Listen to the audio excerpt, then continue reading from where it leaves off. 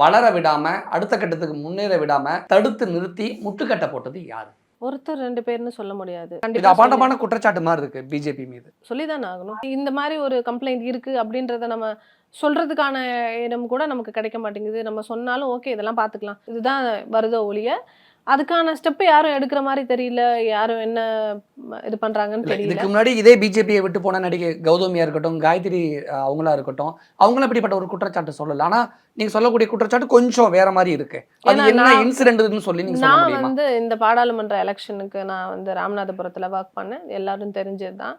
நான் வந்து என்னோட ஃபேமிலியை விட்டு அங்கேயே போய் இருந்து 6 மாதம் டென்ட் போட்டு ஒவ்வொரு வீட்லேயும் சாப்பிட்டுக்கிட்டு அங்கேயே இருந்து நம்மளோட மத்திய அரசு அங்கத்தோட திட்டங்களை கொண்டு போய் சேர்க்கறதுக்கான வேலைகள் நிறைய பார்த்தேன். அப்போ ஒரு தொகுதிக்கு போகும்போது இது என்னோட தொகுதி, இது எதுக்கு நீங்கள் எங்கே போனீங்க, சரி வேறு ஏரியாவுக்கு போவோம், அந்த ஏரியாவில் போய் ஒர்க் பண்ணுவோம், பூத் எப்படி இருக்குது, என்ன அளவுக்கு ஸ்ட்ராங். உடனே இன்னொருத்தர் வந்து சண்டைக்கு வர்றது, நான் எதுக்கு இந்த ஏரியாவுக்கு யாரை கேட்டு போனீங்க.